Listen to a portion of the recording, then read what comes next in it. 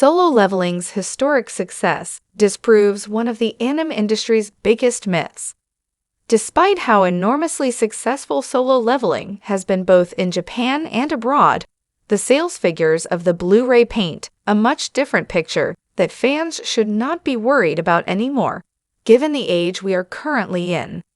Furthermore, it shows just how unreliable these figures have become in the past few years, even if they are still useful in some cases. According to Oricon last year, Solo Leveling's Volume 2 Blu-ray didn't even manage to be ranked in the first week of its release. For reference, the last ranked series, which was Mashle, Magic and Muscles, Season 2 Volume 2, sold approximately 629 units, meaning that Solo Leveling sold even less than that. While it might be surprising how a series that gigantic ends up selling so low, it makes perfect sense, and there is a precedent for this, as series just as big have failed to garner good sales. The best-selling Blu-ray volume of that week was Girls und Panzer Final Chapter Part 4, followed by the popular Gushing Over Magical Girls Volume 1.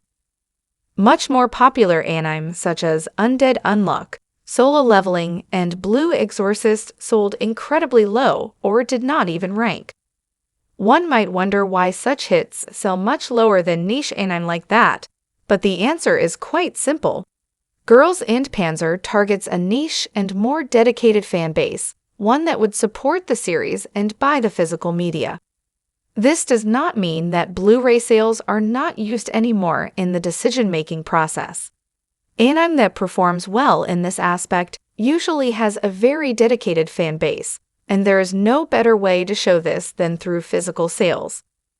Anime like Chainsaw Man and Solo Leveling attract a broader and more casual audience due to their appealing action, which resonates with a diverse range of viewers. As a result, streaming has become the preferred method for these fans, as it offers greater convenience.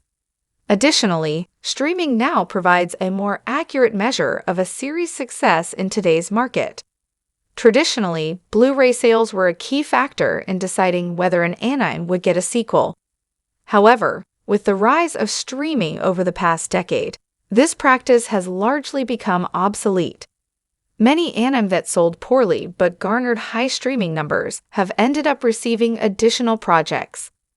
Solo Leveling already has 2 incredibly successful seasons that could not stop breaking records, as well as a game and a sequel that have helped 20 future webtoon anime adaptations.